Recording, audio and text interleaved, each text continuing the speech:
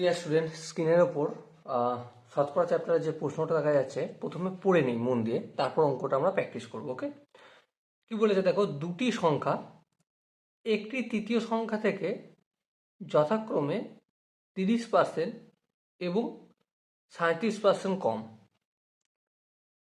দ্বিতীয় সংখ্যাটি তবে প্রথম সংখ্যার তুলনায় কত সংখ্যা কম? কি বুঝলাম প্রশ্নটা পরে, যে এই যে প্রথমে একটা সংখ্যা রয়েছে, ঠিক আছে, সেটা তৃতীয় সংখ্যার থেকে 30% কম, আর দ্বিতীয় সংখ্যাটা 37% কম। তাহলে আমরা একটা কাজ করি, তৃতীয় সংখ্যাটাকে আমরা ধরে নিচ্ছি এক্স ধরে নিচ্ছি। কত ধরে নিচ্ছি তৃতীয় সংখ্যাটা? এক্স। এবার তাহলে প্রথম সংখ্যাটা কত হবে? অবভিয়াসলি প্রথম সংখ্যাটা আমরা বলতে পারবো এক্স মাইনাস এক্স এর 30% কম। 30% মানে এক্স এর তুলনায় কম কতটা? এক্স এরই 30%, তাই না?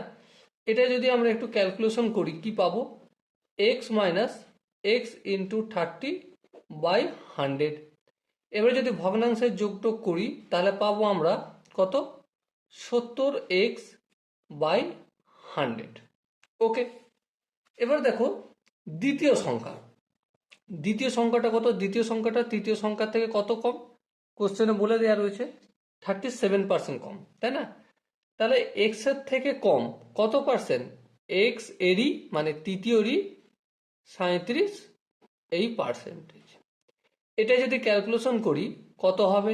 এটা ক্যালকুলেশন করলে হবে আমাদের, নিচে তো 100 হয়ে যাবে আর উপরটা এখানে 100 চলে যাবে, 100x মাইনাস 37x, তাহলে কত হবে?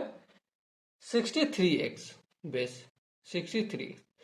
তাহলে এটা আমাদের প্রথম সংখ্যা পেলাম, আর এটা পেলাম আমরা দ্বিতীয় সংখ্যা। এবার দুটো সংখ্যার মধ্যে ডিফারেন্স কত? 70x/100 minus 63x/100। আর একটু যদি ক্যালকুলেশন করি পাবো আমরা 7x/100, তাই না? এটা হচ্ছে দুটো সংখ্যার মধ্যে ডিফারেন্স। এবারে কোশ্চেনটা কি বলা হয়েছিল, যে প্রথম সংখ্যাটির তুলনায় কত সংখ্যা কম হবে দ্বিতীয় সংখ্যাটা। তাহলে এটা প্রথম সংখ্যা, এটা দ্বিতীয় সংখ্যা, কত কম? এত কম। এবারে যার সাথে তুলনা করা হয় সেটা হরে লেখা হয়। হ্যাঁ, হরে লেখা হবে। তাহলে প্রথম সংখ্যা না দ্বিতীয় সংখ্যা? অবভিয়াসলি প্রথম সংখ্যা, কারণ প্রথম সংখ্যার সাথে তুলনা করা হচ্ছে। তাহলে এখানে লিখে দিই 70x/100। ওকে, আর কত কম সেটা আমরা বের করে নিয়েছি, 7x/100, যেটাকে তুলনা করা হয়।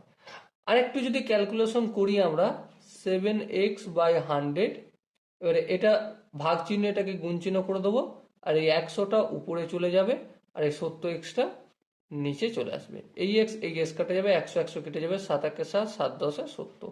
তাহলে কত বেরোলো? 1/10 কম।